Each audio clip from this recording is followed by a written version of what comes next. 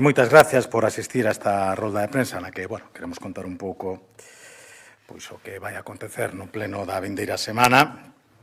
Un pleno extenso, debo decir, que, como podedes comprobar, vai incluir o debate de totalidade de dous novos proxectos de lei.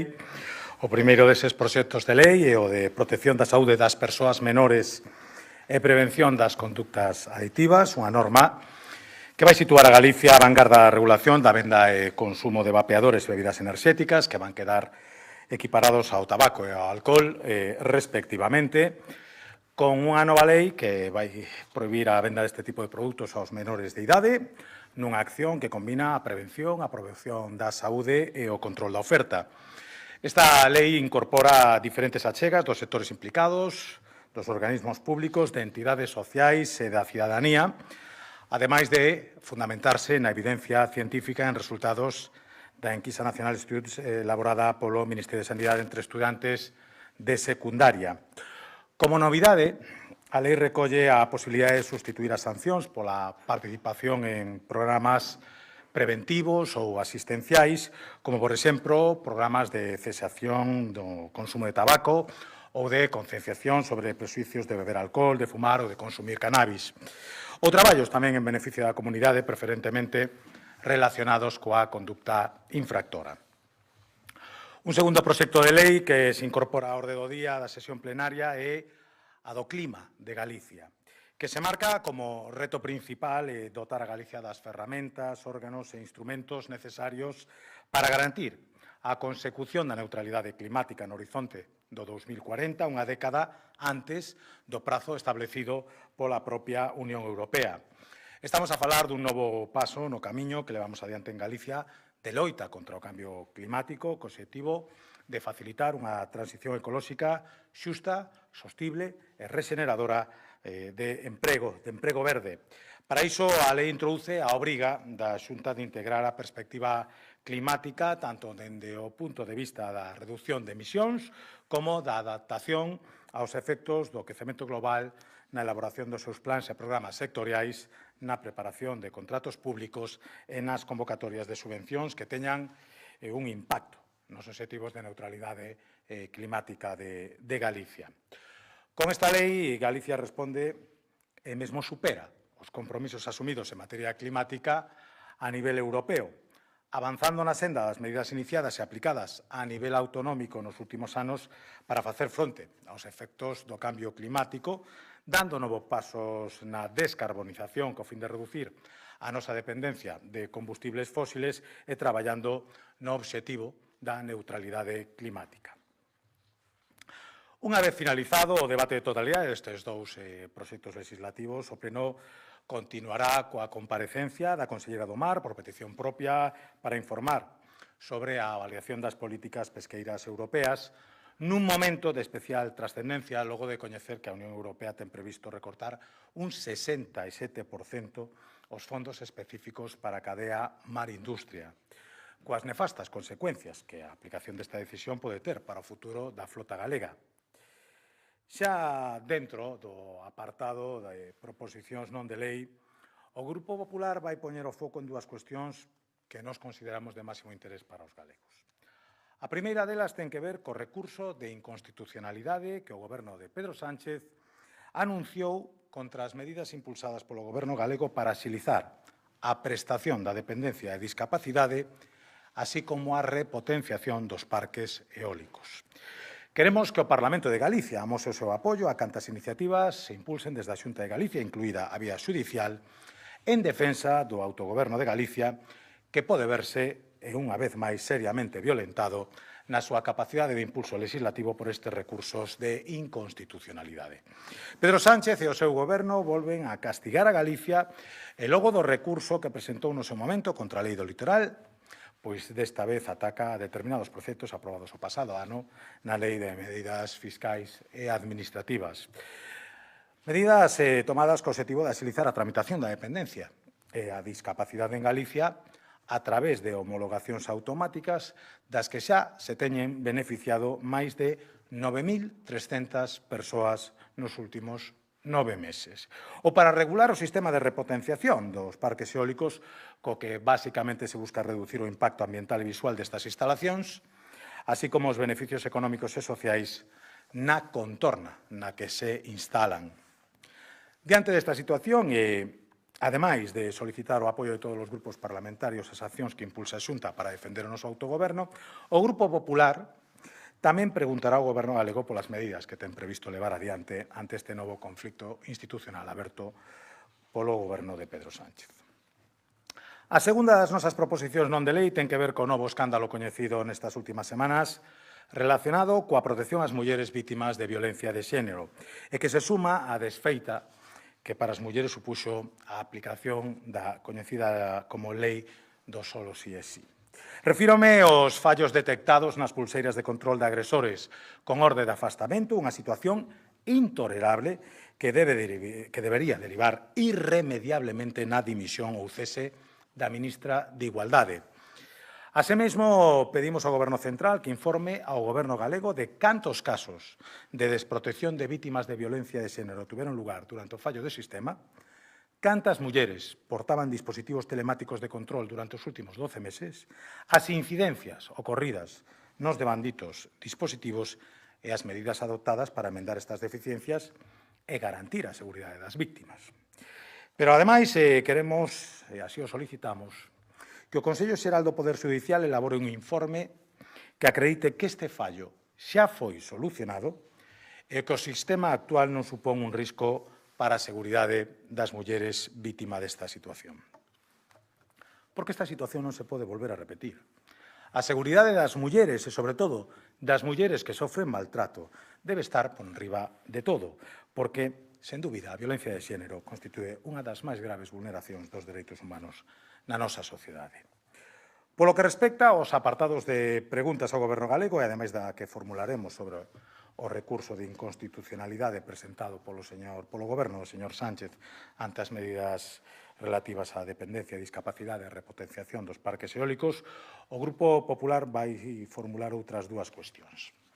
A primeira, sobre a valoración que fai o Goberno galego do ditame motivado da Comisión Europea no que advirte da ilegalidade das prórrogas de concesión da AP9. Unha oportunidade que o Goberno de España deixou pasar, ao noso entender, para rescatar a concesión desta autoestrada, liberala das peaxes e transferila á Xunta de Galicia, como vimos demandando unanimemente todos os grupos deste Parlamento. E a segunda das preguntas vai dirixida a coñecer a situación da formación profesional en Galicia, logo de que neste curso acadaramos o récord de estudiantes en formación profesional que acceden á maior oferta existente da formación na historia de Galicia. E xa para rematar e poñerme a vosa disposición antes de respostar ás preguntas que consideres oportunas, eu quixera facer unha pequena reflexión sobre un acontecemento que tuvo lugar hoxe aquí, nesta sala, onde hubo un intento, ao noso entender, torpe e indecente de enganar a prensa e ao conxunto de galegas e galegos trasladando unha información falsa por parte dos representantes de grupos parlamentarios.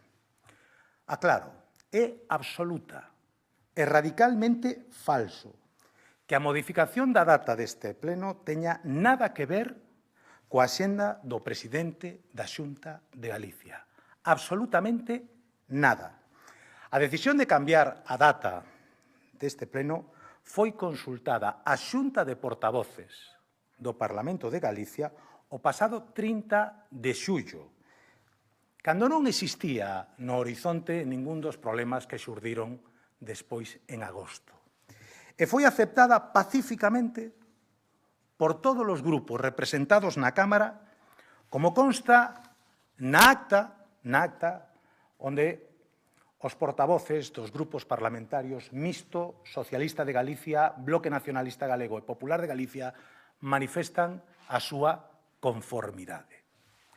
Por si existía algunha dúbida sobre este particular, na Xunta de Portavoces de hoxe, interpelados polos grupos da oposición, recordouse esta circunstancia e tamén se recordou que a solicitude se fixera no seu momento obedecendo a un problema da xenda do presidente do Parlamento de Galicia, que hoxe, data na que orixinalmente debería celebrarse o pleno, ausentouse da Xunta de Portavoces e da Mesa do Parlamento por ese problema da Xenda ao que aludiu xa o 30 de xullo.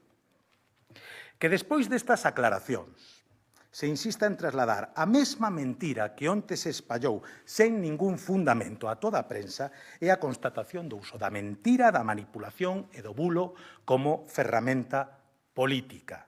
Eu quero aclarar, na opinión deste portavoz e do grupo que representa, isto simplemente é noxento. É noxento. É indecente e é a mostra de que hai grupos que están moi interesados en trasladar a extensión e determinada forma de facer política que ata agora non se utilizaba en Galicia e era, digamos, máis propio de xeografías alén do Padornelo. Lamento moitísimo que se utilice a vida persoal de calquera para intentar non se sabe moi ben que, porque realmente foi patética a utilización dunha información sesgada e interesada que se lle trasladou aos medios de comunicación despois de que esta mesma fora desmentida e aclarada na propia Xunta de Portavoces. Lamento moitísimo e supoño que isto tamén terá a súa repercusión no futuro nas relacións entre os propios grupos parlamentarios, porque nós non entendemos esa maneira de facer política. Nada máis pola miña banda, quedo a vosa disposición por se hai algunha cuestión que queirades formular.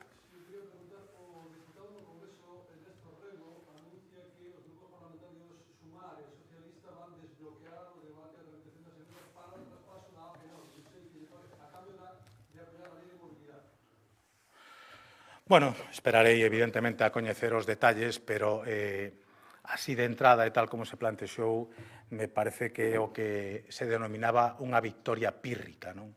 Se desbloquea a posibilidade de, ou se desmonta ese bloqueo de plazo para, ou de prórrogas para presentar enmendas de totalidade, sigue vivo, evidentemente, o plazo para calquera outro tipo de enmendas, e se fai a cambio de apoiar unha lei de mobilidade que, ata onde sei, elimina paradas en 22 concellos do rural galego. É unha curiosa maneira de prestar un servicio a Galicia a que ten o señor Reco. Despois xa entraremos a valoración máis en profundidade cando teñamos detalles sobre esa negociación da que se sinte tan extrañamente orgulloso.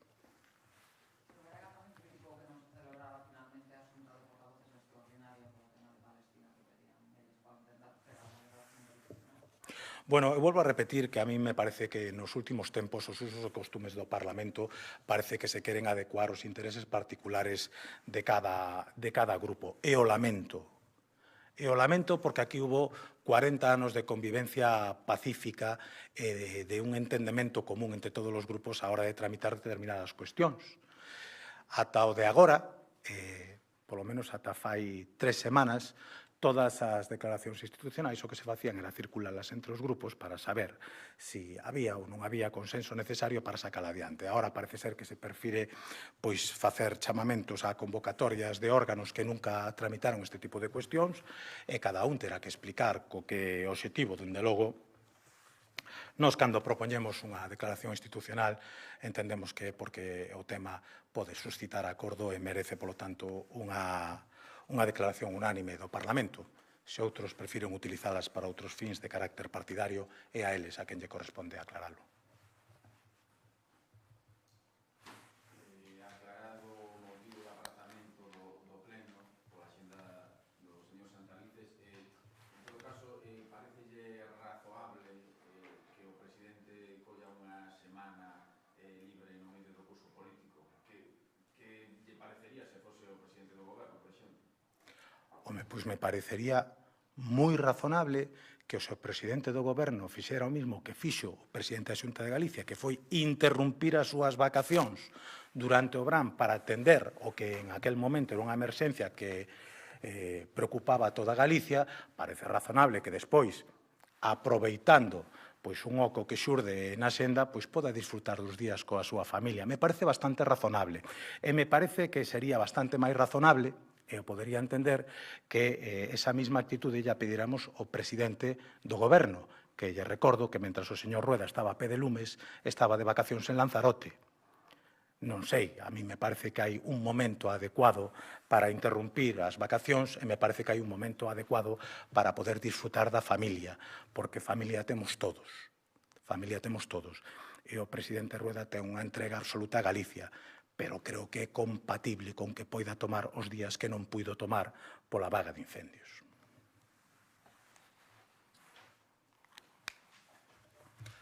Algúna outra cuestión? Non? Nada máis? Pois moitísimas gracias e vémonos no pleno.